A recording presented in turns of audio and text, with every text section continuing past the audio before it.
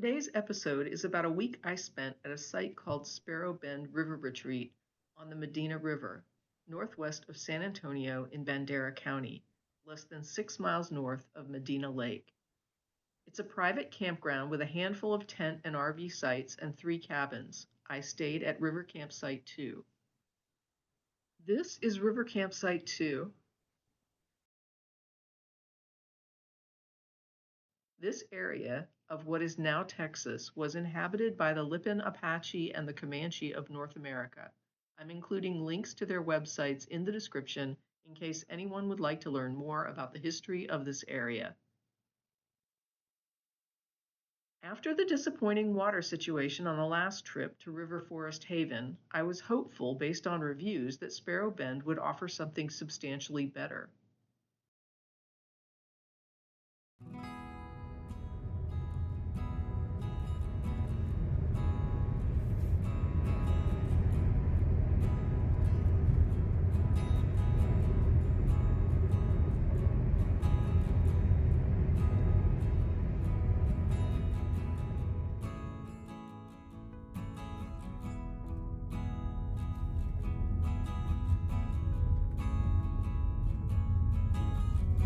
This is Lake Road. It's a little sketchy. Take the next left to stay on Lake Road, then you will arrive at your destination.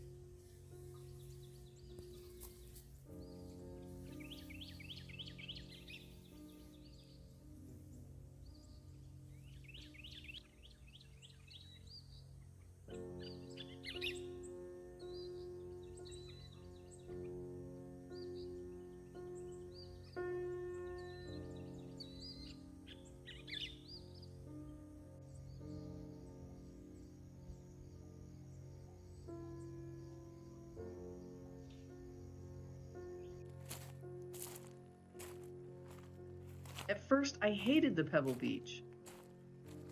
We dubbed it the ankle breaker.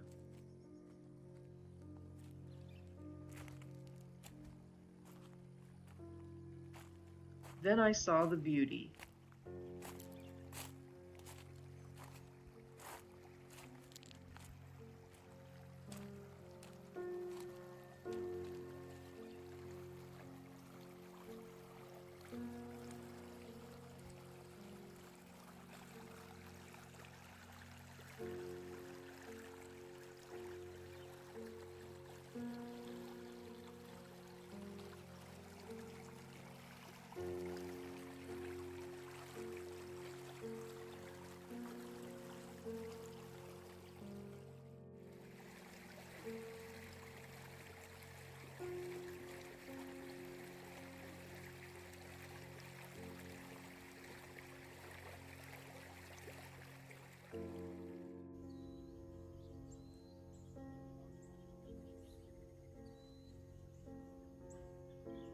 The first full day, I and another camper hiked the entire river southward.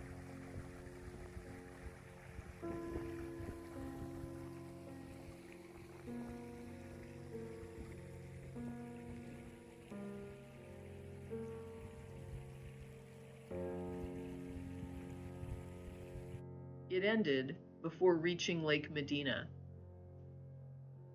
Lake Medina is used as a reservoir.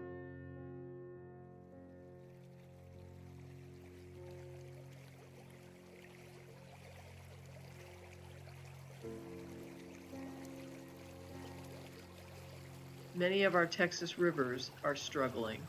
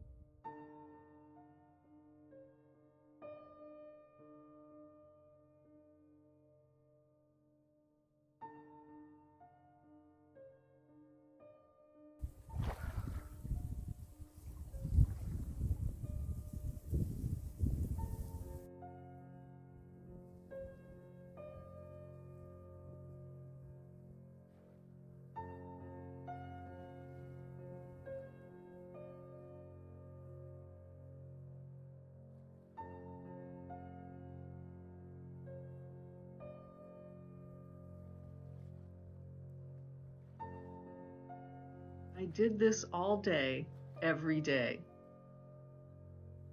It was cold in the mornings and perfectly refreshing at the end of a hot day.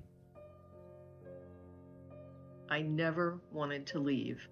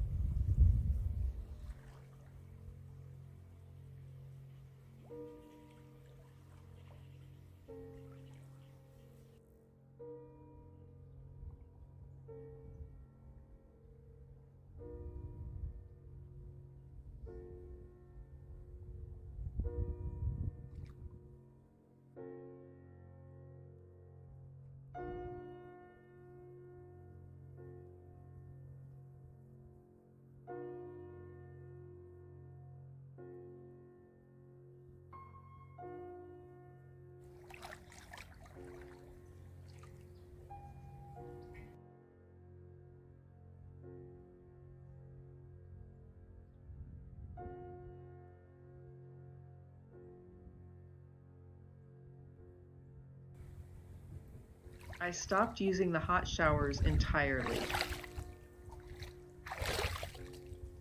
I don't know how to separate the concept of cottage from nature.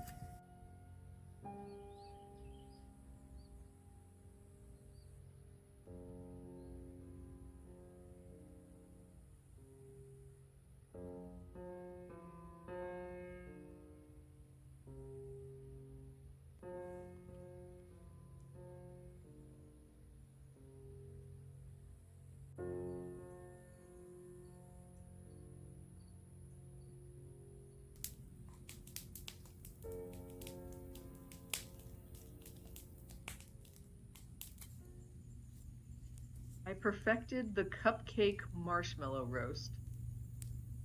Start with an ordinary marshmallow. After several minutes in the fire,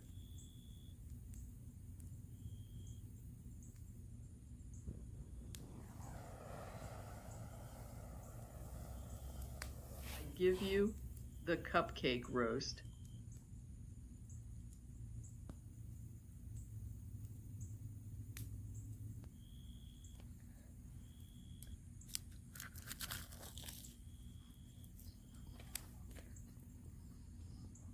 Hmm.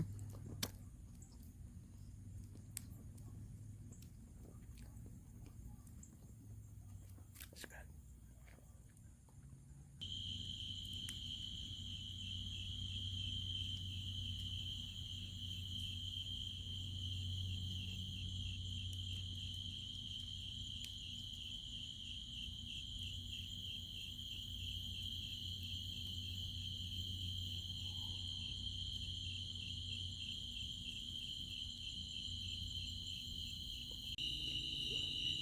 It's 9 o'clock at night. I have turned in for the evening. I'm in my tent. I am on my cot. I'm ready for bed. And somewhere across the river is an excited dog.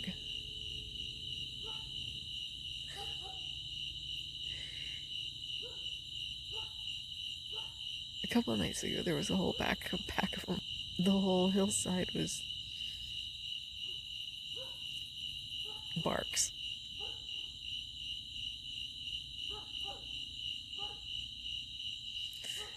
But I took a melatonin, so hopefully I'll be asleep soon.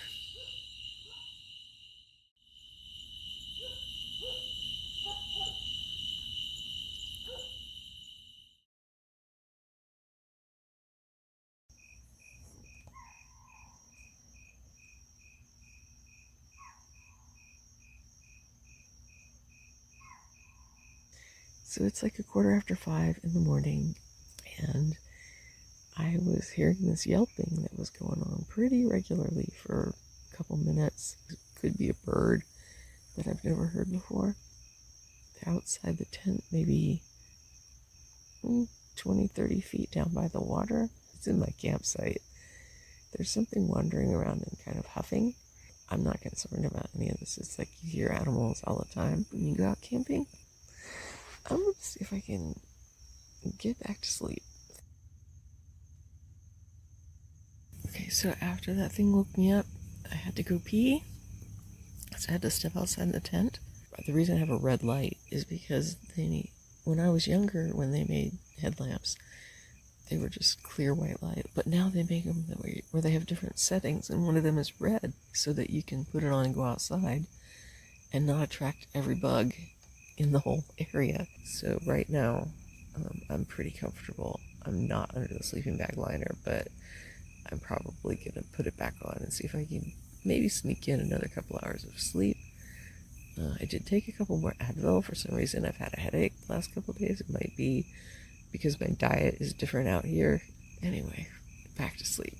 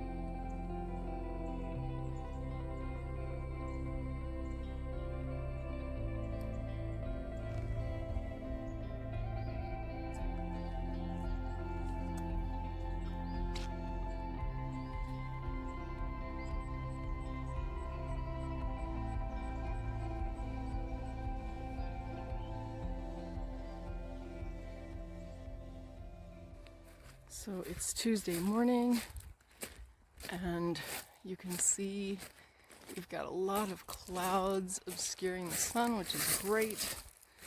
For going and swimming, it keeps it not so hot. Maybe I won't get as much sunburn as I might otherwise. I know you still have to be careful because sometimes clouds can amplify it. But I'm heading out to the happy place where I think I'm going to be spending most of my days as I wait for the Milky Way to make its debut in the evenings, Tuesday and Wednesday night. So here's to hoping, and to some nice cooling down.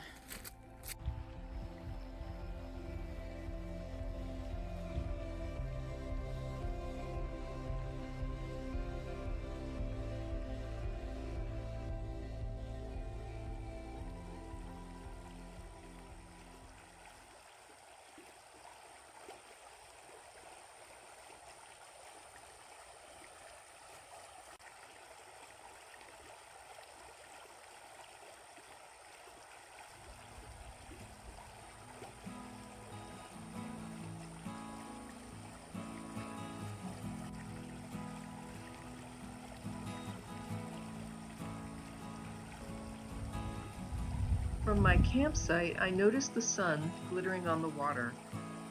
It seemed weirdly bright, so I went to check it out.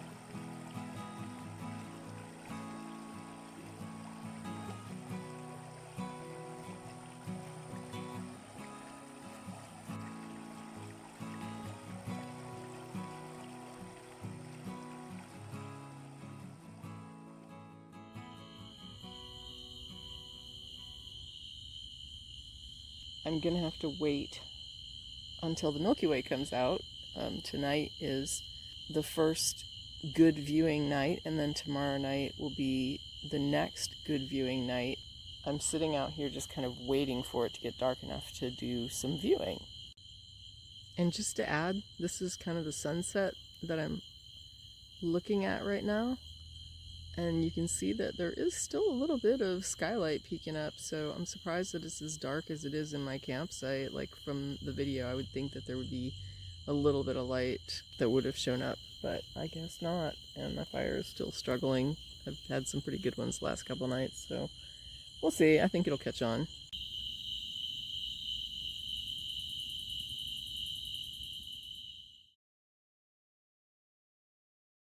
It actually got chilly enough last night that I brought in my extra thick blanket, and this morning I had to put like a little bit of a jacket on because it's chilly. It's nice, and I know it's going to get baking hot later today, but for now it's pretty amazing. And I am feeling so good at the end of this week. This is my last day here. I'm gonna head down to that water hole and enjoy it for one last day. So this is what I'm drinking in the mornings. It's a Starbucks like instant frappuccino thing. I just shake it up and drink it. It doesn't even need to be refrigerated. You can drink it at room temperature. You can drink it on ice. You can drink it, I don't know. I've never heated one.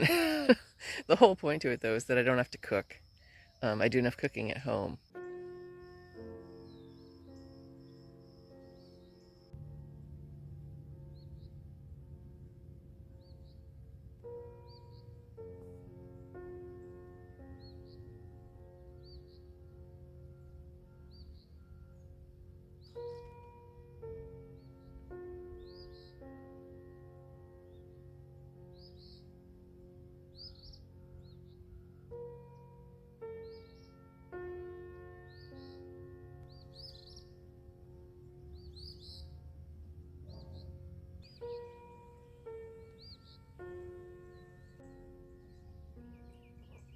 This is a wild datura plant. This one has clearly already bloomed. The bloom shoots are empty, and on the ground here, those are all the dead blooms.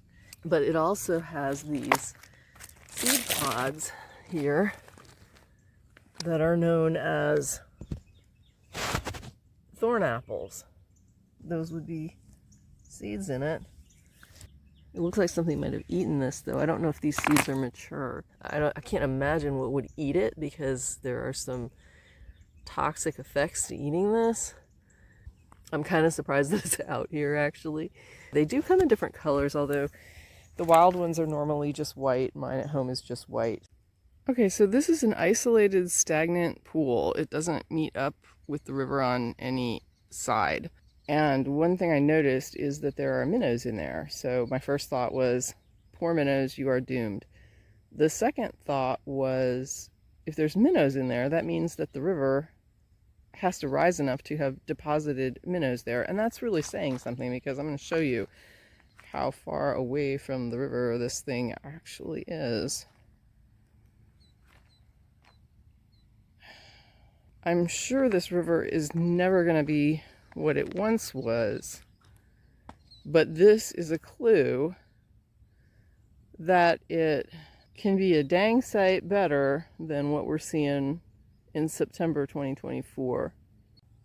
Okay, so the sun is only to here now and making me already regret the jacket. So I think I've made my peace with the Pebble Beach. There's the lawns up here that are past people's property lines because they are where the river once was. And so I could walk along the lawns. And I think the first part of the trip, I was happy about that. And I was like, oh, walking on these rocks is just tedium.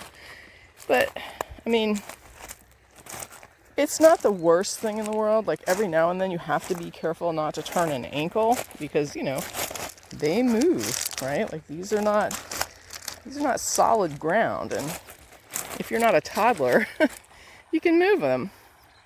But when you're up on the lawns, you just don't really get this water's edge experience.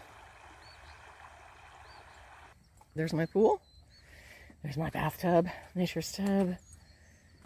And then here's the spa where the stream is really going.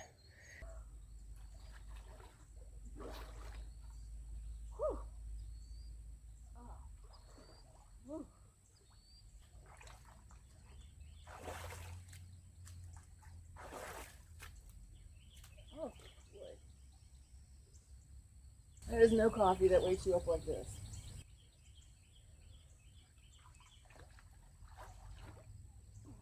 Oh, this is so zen. I am going to miss this so much. You just can't. You can't get this at home. I like my cottage, but I'm gonna miss this. So I am back at camp. It's only 9:30ish. And my plan was actually to stay at the waterhole a lot longer. I was going to have a snack, and then I realized, oh, I haven't taken my medication. So like a lot of people, I am on a maintenance drug, and I'm supposed to take it every morning before I eat anything. And it's not the end of the world if I miss a pill, you know, but the problem is that yesterday I missed a pill, so today would have been the second day missing a pill. So I was like, okay, I need to go back to camp and take my medication.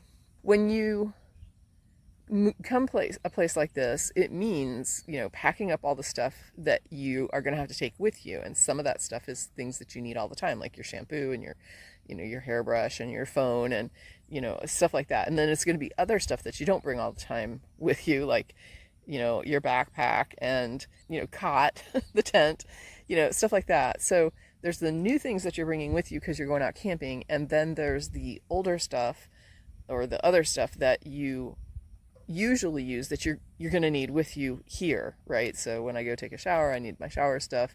When I need to get my car, I need to I'm sorry, I'm distracted because there's this amazing spider web. So I'm going to show you that in a minute, because if that's what I think it is, wow. So anyway, your car keys too, especially things like a flashlight, things.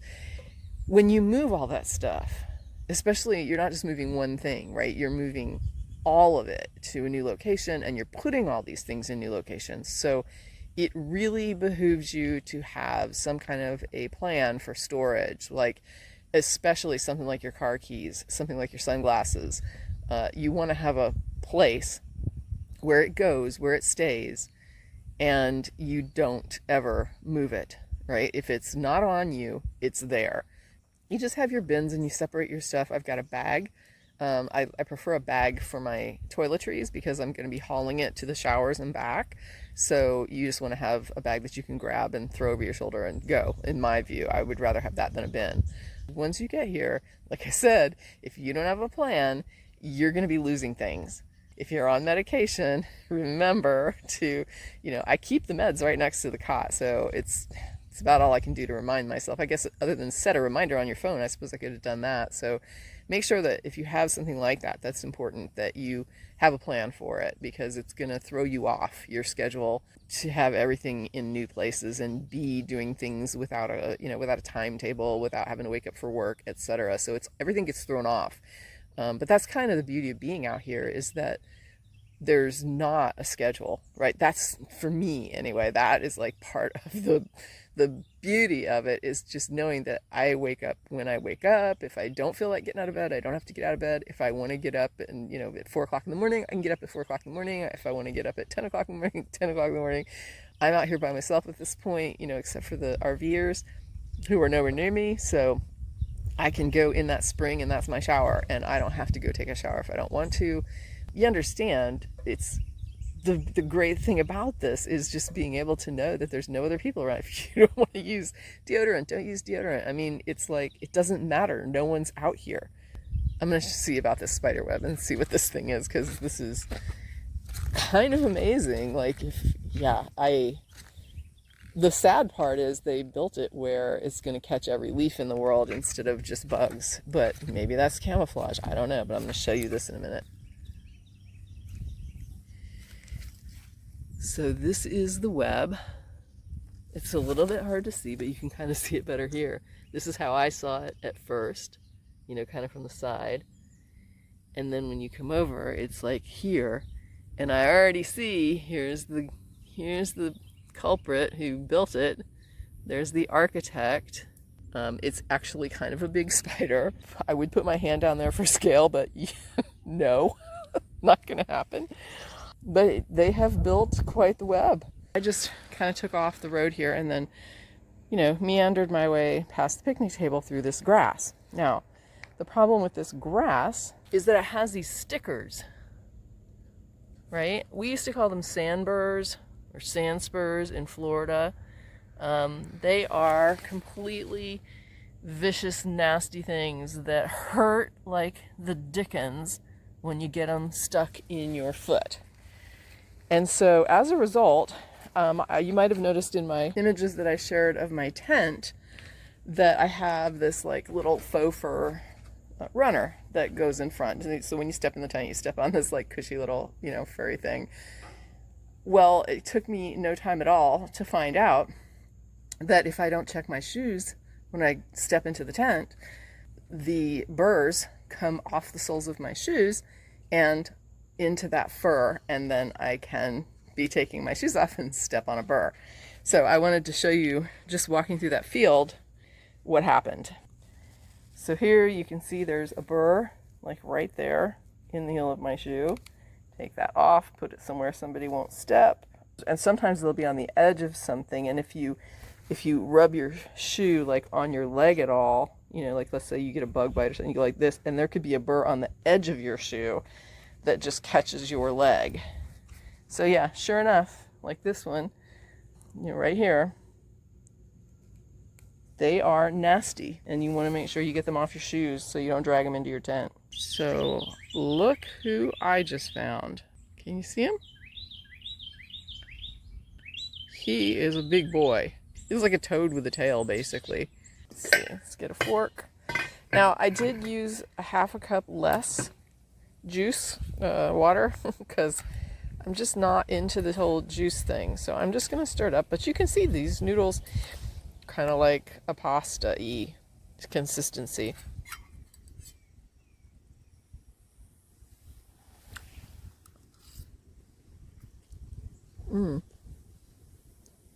Perfectly edible.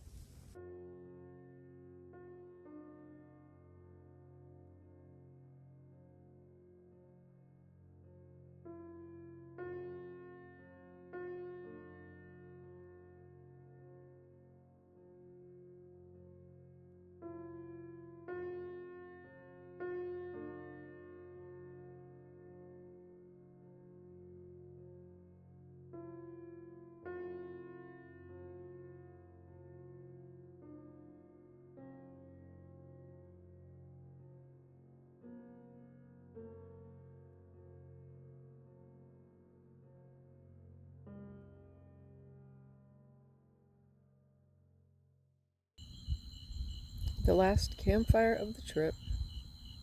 It's Wednesday night, and tonight is my last opportunity to view the Milky Way. Last night, we had some clouds. I got to see it a little bit, and it was a better viewing than the last couple of nights, but hopefully there won't be as many clouds tonight. It's been clear pretty much all day, so I'm hoping for better skies this evening. I walked down to the river for a better view of the sky. The huffing sounds are not me.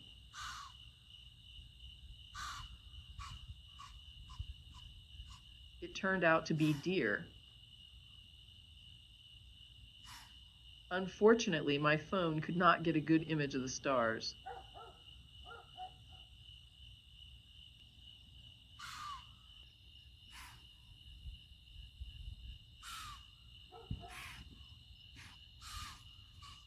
It's about 10 o'clock at night, and this is the light pollution coming from the area toward Medina Lake. At 10 o'clock at night, this is still visible light, enough for my phone to pick it up. Compare that to as you get, in the other directions.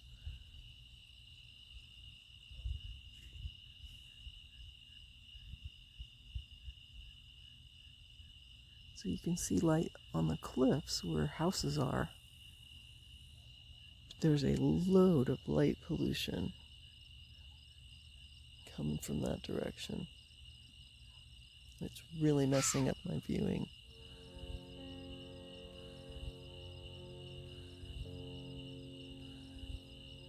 The image on this website is just about what I saw.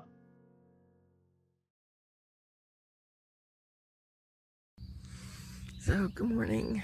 This is the morning of my last day. It was 61 degrees when I woke up this morning, and I had my big blanket on and I was chilly. I woke up a few times during the night, but when I finally woke up for good, there was, I thought, like 2 deer out there. And then when I looked up later, and I mean just like maybe 10 minutes later, there was several deer grazing in 10 strides of my tent. I was wanting to get video. It was kind of dark, but I pulled my camera out. Every time I would make the slightest move, they would just stop and look, and the ears would go up, and I was just like, I don't want to scare them, right? I just don't want to scare them. In the meantime, I had to make the decision whether I was going to do like a final plunge this morning. And although that happy place is nice and cool and refreshing, I don't see myself walking down there at 61 degrees and jumping in that thing and then walking back here, wet or even drying off and trying to walk. Like, it's just, I'm not up for that kind of cold. I spent like a week in that spot and I love it, but I said my goodbyes yesterday to the fish and to the dragonfly buddies that kept landing on my arms and my nose. And I said goodbye to the frogs, and I said goodbye to the crane. I said goodbye to the whole space. And so I'm at peace with leaving this morning after just taking a shower and breaking down and driving home. But it has been an incredible week. It was nice to just, I want to say do nothing, but it's not really doing nothing, is it? Like, it's decompressing and being in an environment that is so much, just so different. There's something about being out in nature. I don't know, some people hate it, and, to each their own. For me, like, if I could just never go back, it's just so perfect, I mean, even with the imperfections, it's still perfect, you know what I'm saying? Sometimes imperfections are what makes something perfect. It would be too uncomfortable if it was too idyllic and there weren't these weird little, noises at night and too cold to be comfortable. And some people hate that kind of income. They just want like that perfect environment, and it's not me. I mean, you've seen the cottage, right? Like, I still don't have a floor. So I'm not looking forward to the breakdown.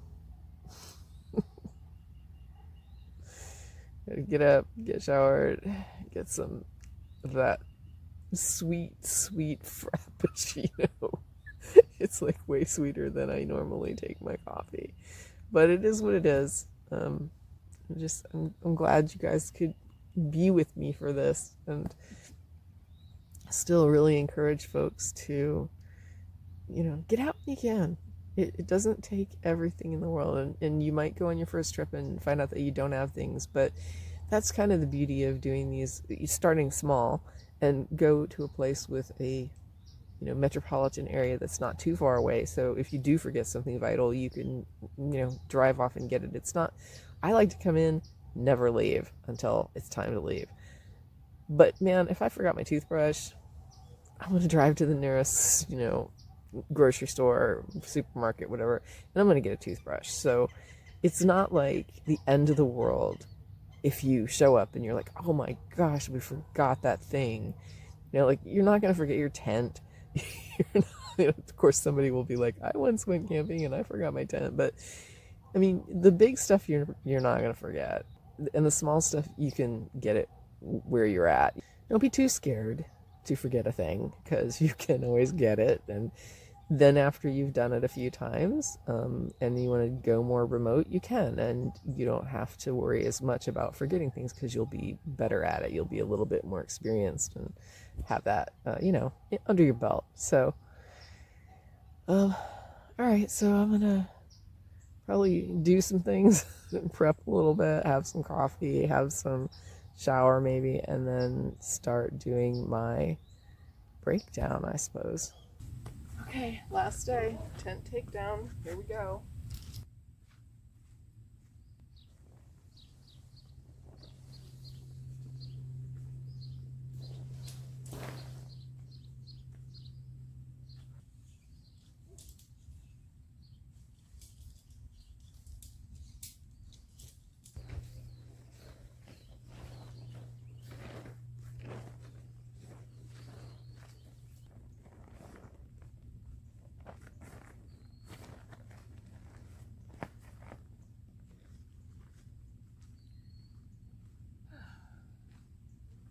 So lots of spiders. But the cool thing is, because I had the tarp underneath it and the blankets and things on the floor, that means the tent was clean. Like, the floor was clean, because I just had to take the dirty rugs out. And then the bottom is clean because there was a tarp underneath it. So in addition to protecting it, now I can put my tent up and I don't have to worry about it, except that I do have to do some tent repair. I did notice a couple of pinhole damage on one wall, and so I'm going to need to fix that. But otherwise, nice clean takedown. Just tips. Like, comment, and subscribe, and hit that notification bell so you don't miss an episode.